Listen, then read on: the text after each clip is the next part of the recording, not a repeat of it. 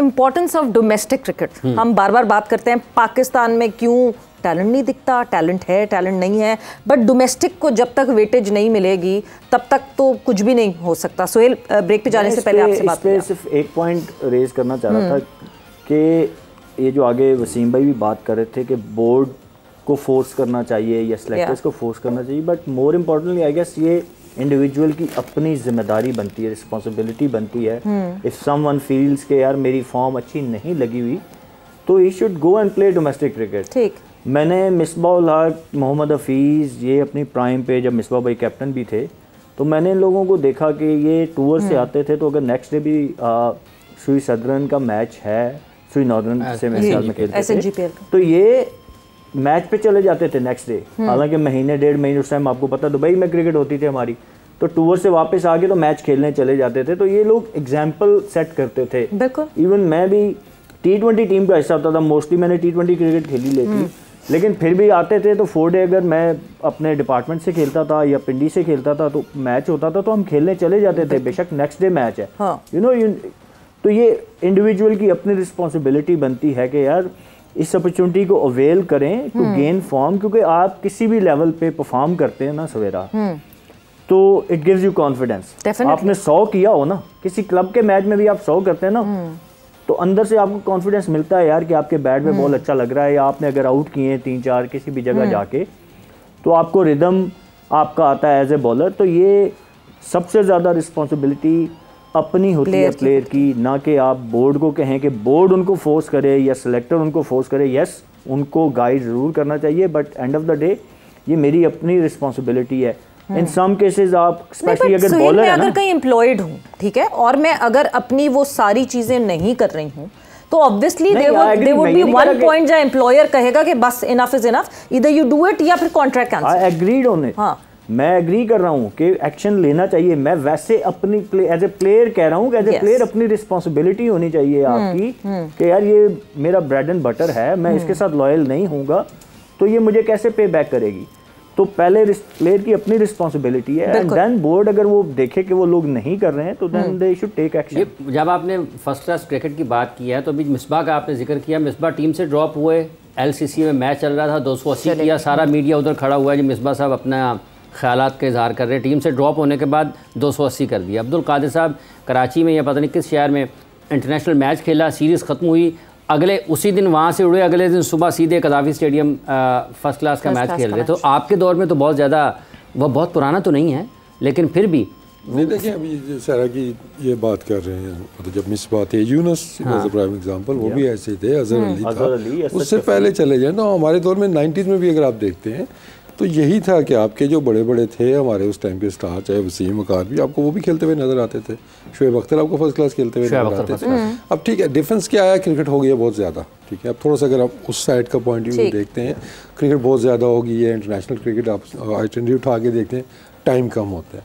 लेकिन बात फिर वही आ जाती है कि अब ये लिखा कहीं नहीं कि आपने खेलनी, लेकिन जब ज़रूरत है you need to make sure कि आप खेलें।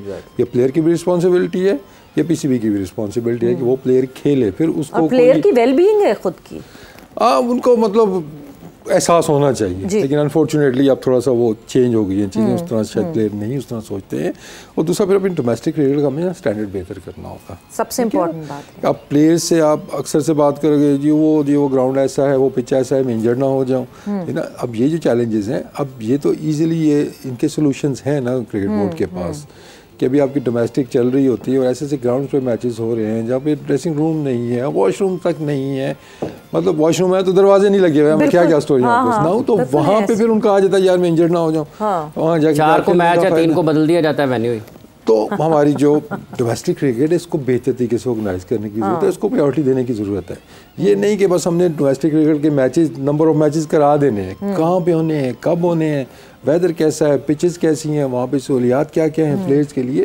क्योंकि फॉर मी इट्स लाइक आप ना डिसरिस्पेक्टफुल है आप प्लेयर्स के लिए, अपने ऑफिशियल्स के लिए, कि अगर मैच रेफरी आपका दरख्त के नीचे बैठा हुआ है ज़मीन के ऊपर, तो डिसरिस्पेक्टफुल है उनके लिए। पानी पीना है तो पानी पीने के लिए पानी नहीं है, तो ये आपके एम्प्लॉयज़ हैं सारे, तो उनकी भी और फिर प्लेयर्स भी आपके ही हैं सारे ना, तो उनकी प्रायोरिटी आपको देखनी चाहिए कि इनको अपनी फैसिलिटीज़ कहाँ पे मैचेस कराने हैं, उन चीज़ों को अपग्रेड कैसे किया जाए, क्योंकि आपके मेन वेन्यूज़ होनी चाहिए। रैंडमली आप ओवरनाइट जी कल उधर मैच है तो रात को फ़ोन आए नहीं जी इधर नहीं है, फलाने ग्राउंड में आपका मैच चला गया, ठीक है ना। प्रॉपर एक टीम होनी चाहिए और रैकी करे, ग्राउंड्स को जाके देखे यहाँ पे क्या क्या सहूलियात हैं, यहाँ मैच हो सकता है। यूनिफॉर्म पॉलिसी भी तो नहीं है, सारे प्लेयर्स के लिए एक यूनिफॉर्म पॉलिसी नहीं है। अभी रिसेंट एग्जांपल हमारे सामने, डोमेस्टिक चल रहा था और आपने आजम खान और साइम अयूब को CPL खेलने भेज दिया था।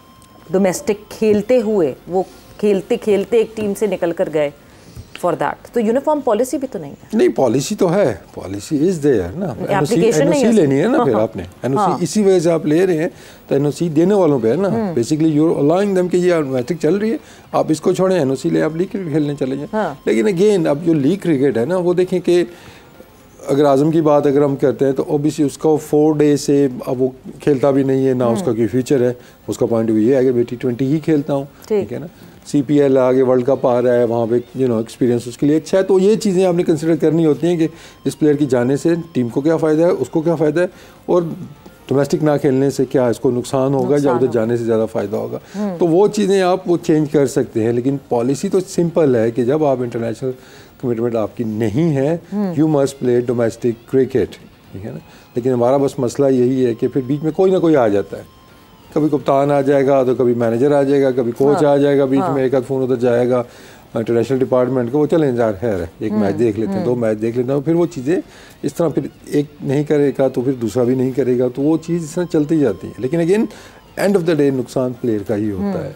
बहुत से प्लेयर जो अभी टीम के अंदर नहीं है, अभी जो अपनी दिखा रहे हैं जी, मासूमियत दिखा रहे हैं, जुल्म हो रहा है हमारे साथ। डोमेस्टिक आपने खेली होती, परफॉर्म किया होता, आपका केस स्ट्रॉन्ग होता। शायद आप लोग यहाँ बैठे वही बात कर रहे थे भी डोमेस्टिक इतना परफॉर्म नहीं, बट ये भी गलत एक और गलत मैसेज है ना। साहिबजादा फरहान का क्या केस स्ट्रॉन्ग हुआ कोई केस स्ट्रॉन्ग नहीं हुआ ना, कोई case strong. He is been doing it since past 3 seasons, on and on. तो एक मैं अगर बैठी हुई देख रही हूँ तो मैं तो ये कहूँगी मैं क्या टाइम ज़ाया कर रही हूँ, मैं क्यों खेलूँ डोमेस्टिक। वो डोमेस्टिक खेल के उसने क्या उखाड़ लिया, वो तो टीम में जगह नहीं बना सका। देखें अब बात फिर वही आती है, वहाँ पे कॉमन सेंस प्रिवेल करती है ना, ठीक है ना। चंद प्लेयर्स ऐसे थे, बल्कि 1-2 प्लेयर ही ऐसे हैं कि जिनका मुझे दिल से दुख था कि जिनको मैं पिक नहीं कर सका, and one of them was Sahibzada Farhan, he was performing really well. लेकिन ऊपर आपके रिजवान बाबर खेल रहे हैं, आपके सेटल ओपनर्स खेल रहे हैं, आप कैसे लेके आ सकते थे, ठीक है। अब इसका ये मतलब नहीं कि मतलब वो जो आप बात कर रहे हैं बात करने की या प्रेशर में आपको उठा के ले गया, आपने 7वें नंबर पे खिला दिया, उसका भी नुकसान किया, उसका कैरियर ही खत्म कर दिया एक तरह से आपने। खिलाना ही था तो ओपन करवाते आप उसको, ठीक है ना। तो वो फिर आपने देखना ना अवेलेबिलिटी ऑफ स्पेस जो टीम के अंदर ना, दैट्स वेरी इंपॉर्टेंट कि आपकी वो सेटल पोजीशन चल रही है। दूसरा फिर बात उधर आ जाती है कि जो रोटेशन की जो पॉलिसी थी वहाँ पे अगर वो इम्प्लीमेंट होती कि लेट्स से कि अब हर साल साहिबजादा या कोई और लड़के ऐसे नहीं थे जो वही परफॉर्म कर रहे थे, उससे पहले जो लड़के सिलेक्ट हुए थे वो परफॉर्म करके आए थे, अभी उनको चांस नहीं मिला था, तो पीछे से एक लड़का तो और कैसे आ जाता। तो वो अगर उनको चांस मिला होता, शायद टेस्ट हो जाते कुछ लड़के, तो फिर शायद साहिबजादा का केस भी आ जाता कि ठीक है ये टेस्ट किया है, इसका कोई नज़र नहीं आ रहा या हमें चेंज करने की ज़रूरत है, हमें एक और लड़का भेज देते। तो ये ओवरऑल देखते हैं पूरा एक सर्कल चलता है। तो इसके अंदर कुछ प्लेयर्स अनफॉर्चुनेटली मिस आउट होते हैं, कुछ को अपॉर्चुनिटीज़ नहीं मिलती हैं, लेकिन ओवरऑल देखते हैं तो हमें एक प्रॉपर एक एक सिस्टम बनाने की ज़रूरत है जी। कि एक बंदे के कहने से, 2 बंदों के कहने से नहीं चीज़ें चलनी चाहिए। सिस्टमेटिकली चीज़ें जब चलेंगी तभी होगा।